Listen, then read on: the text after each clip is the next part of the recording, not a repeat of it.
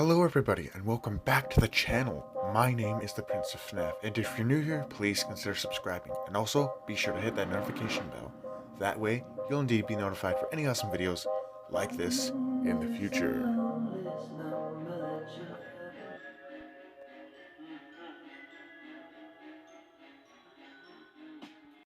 Venom, Let There Be Carnage is a 2021 Marvel Comics superhero film, produced by Columbia Pictures and in association with Marvel, distributed by Sony Pictures. It is the second film in Sony's Spider-Man universe and the sequel to Venom from 2018. The film was directed by Andy Serkis and from a screenplay by Kelly Marcel, based on the story wrote with Tom Hardy, who stars as Eddie Brock / Venom, alongside Michelle Williams, Naomi Harris, Reed Scott, Stephen Graham, and Woody Harrelson. In the film, Brock struggles to adjust to life as the host of an alien symbiote, while serial killer Cletus Cassidy escapes from prison after becoming host of the Carnage symbiote, a chaotic spawn of Venom. In 1996, a young Cletus Cassidy watches helplessly as his love, Frances Barrison, who has the ability of sound manipulation, is taken from St. Nicholas' home for unwanted children to the Ravencroft Institute. On the way, she uses her sonic scream powers to escape and attacks young police officer Patrick Mulligan. He shoots Barrison in the eye and suffers an injury to his ear due to her scream.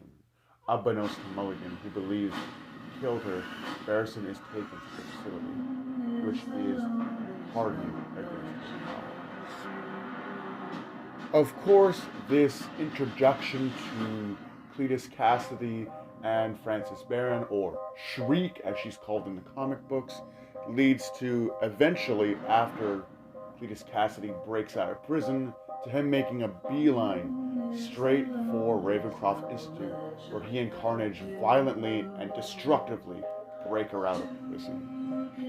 In the present day, Patrick Mulligan, now a detective, contacts Eddie Brock to speak to Cassidy, a serial killer who refuses to talk to anyone else other than Brock, following their interview a year prior. After the visit, Venom, Eddie's symbiote, is able to figure out where Cassidy has hidden the bodies of his victims, which gives Brock a huge career boost. Brock is then contacted by his ex-fiancée, Anne Wang, who tells him that she is now engaged to Dan Lewis, much to Venom's displeasure.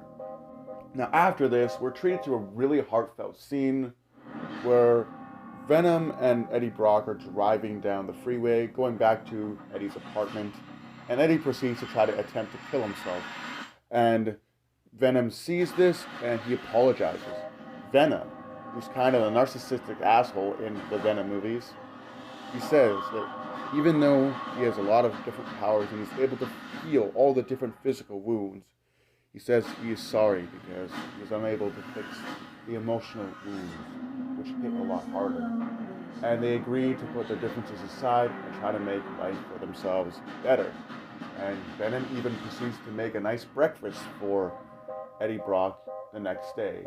But after time goes on, they go back to their old ways and they start to have fights, and they even have a really bad fight where Venom wants to just be the hero and Eddie does not want to be the hero. He just wants to live his own life. And so they have a big fight about this, and Venom leaves Eddie Brock and goes and starts jumping from host to host, just having a good time, doing his own thing.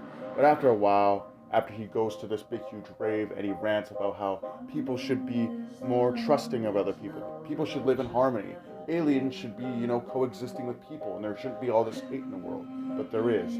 And then after that, he goes and he kind of sits down, and it's a really sad moment. I actually almost cried during this scene watching it in the movie, where Venom relents that he wishes that Eddie could see him now.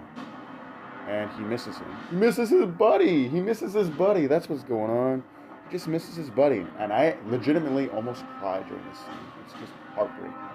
Earlier in the film, we do see various different scenes of Eddie and Venom having little discussions with Cletus Cassidy, where he reveals a lot of cryptic information and talking about his life story. And during one of these interviews, Cletus Cassidy oversteps his bounds, makes Eddie and Venom very angry. Venom uses his tendrils to slap him around his cell, and this all ends in Cletus Cassidy biting Eddie Brock's hand and turning into carnage during the lethal injection scene, where he breaks out of prison, kills the warden, and relents that the warden tasted just like ham. He gets a car, does Grand Theft Auto, and then he gets his wife out of prison. Him and Shriek go on a rampage, throwing cop cars around, throwing helicopters out of the sky, destroying buildings, a lot of craziness. And then after that, they decide to have a wedding, where they each invite guests to their wedding, one for all three of them.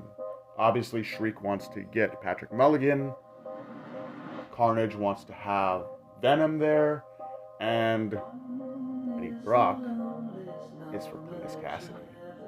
So during this awesome wedding scene, we see them about to, kiss and get married, and then Venom crashes the wedding, and it then leads to a huge fight where we have Shriek, we have Venom, we have Carnage, we have Patrick Mulligan trying to get away, we have Dan and we have Anne Wayne helping Venom fight Carnage and Shriek, and then Shriek turns against Carnage because she realizes that Carnage is way too evil to exist. They have a fight, Shriek dies, Venom almost dies, and then they end up killing Cletus Cassidy and Carnage.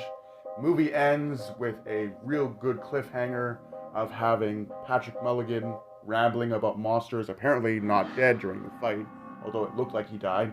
He's still alive, rambling on about monsters. His eyes get the symbiote glossed over look, and he's about to turn into Toxin for the next movie. We also get a really nice scene where it hints at a possible crossover between Venom going into the Marvel Cinematic Universe, or the MCU, and having a possible interaction with the Tom Holland Spider-Man from that universe. And with that being said, I like how Sony did their research and they make all kinds of comic book references in the film. Everything from Venom Lethal Protector to Venom vs. Carnage, and even the Island Paradise of Venom. With that being said, I hope you guys enjoyed my look at Venom 2, Let There Be Carnage. And with that being said, do take care and have a great night.